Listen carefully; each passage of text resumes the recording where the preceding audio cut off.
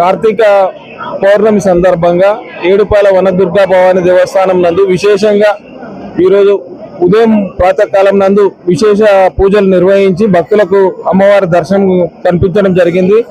మధ్యాహ్నం విచ్చేసిన భక్తులందరికీ కూడా అన్నదాన కార్యక్రమం నిర్వహించడం జరిగింది. సాయంకాలము విశేషంగా లక్ష దీపారాధన చేయించడం జరిగింది, నదీ హారతి చేయించడం జరిగింది, ఆకాశ దీపోత్సవం జరిగింది.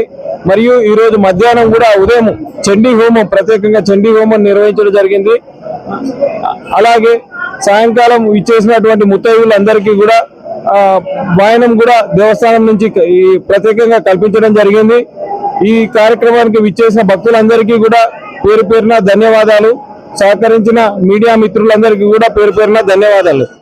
దేవస్థానం కార్తీక మాసం ఉత్సవం ఈ రోజు పున్నమ సందర్భంగా అమ్మవారికి ప్రాతకాలం నందే అభిషేకము, అలంకరణ, నిత్య నివేదన, మంత్రపుష్పంతో వచ్చిన భక్తులకు దర్శనమిచ్చి పొంగు బంగారంగా వెలిసిన శ్రీ ఏడుపాయల వనదుర్గా భవాని మాత ఈ రోజు కార్తీక ఉత్సవ పున్నమ సందర్భంగా అమ్మవారి దగ్గరికి వచ్చిన భక్తులకు నూనె, వత్తులు మరియు ప్రమిదలు ఇచ్చి అమ్మవారి ముందర దీపజ్వాల వెలిగించమని అమ్మ యొక్క ఆదేశాల మేరకు ఈ యొక్క దీపోత్సవ కార్యక్రమము అతివైభవంగా జరుపుటకు శ్రీ కార్యనిర్వహణాధికారి మరియు అసిస్టెంట్ కమిషనర్ గారు చంద్రశేఖర్ గారు మరియు ఉన్నతాధికారులు, అధికారులు, అర్చకుల బృందము మరియు అందరూ కలిసి ఈ యొక్క కార్తీక పున్నము సందర్భంగా ఈ యొక్క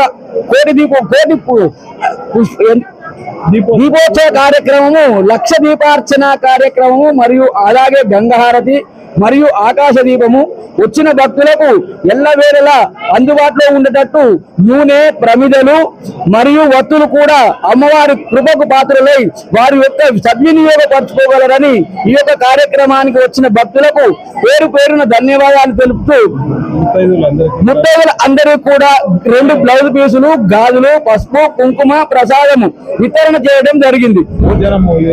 ఈ రోజు కూడా అలాగే మధ్యాహ్నం భోజన వితరణ కూడా, అన్నదాన ప్రసాదం కూడా జరిగింది.